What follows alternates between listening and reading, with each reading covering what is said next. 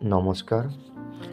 আজকের ভিডিওটি কোনো বিনোদনের জন্য নয়, বরং আমাদের চারপাশে যা ঘটছে তা নিয়ে একটু খোলাখুলি কথা বলার জন্য। আমরা কি লক্ষ্য করেছি যে আমাদের আসল সমস্যাগুলি দিন দিন ধামাচাপা পড়ে যাচ্ছে? আজ সেই সব ইস্যু নিয়েই কথা বলবো, যা সরাসরি আপনার এবং আমার পেটে আর পকেটে টান দিচ্ছে। প্রথমেই আসি যাপনের খরচে। সোনার দাম সাধারণ মানুষের নাগালের বাইরে চলে যাচ্ছে।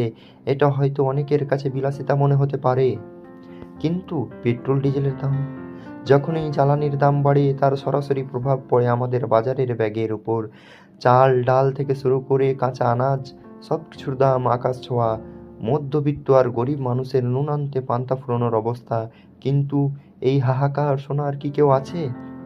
আমরা বড় বড় অর্থনীতির কথা শুনি, কিন্তু গ্রাউন্ড লেভেলের বা সাধারণ মানুষের জীবনে তার প্রতিফলন কতটা? জিডিপির পরিসংখ্যান বা বড় বড় কোম্পানির লাভ দিয়ে কি সাধারণ মানুষের খালি পেট ভরে?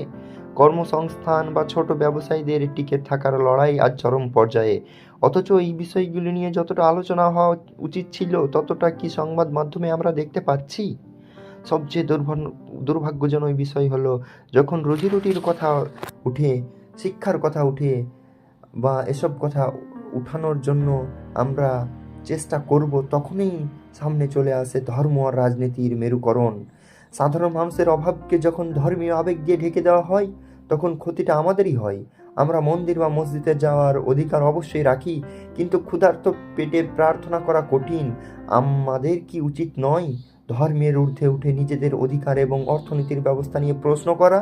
আমাদের সচেতন হওয়ার সময় এসেছে। রাজনীতি যেন আমাদের জীবনযাত্রার মান উন্নয়ন করে, আমাদের একে অপরের বিরুদ্ধে লড়িয়ে না দেই।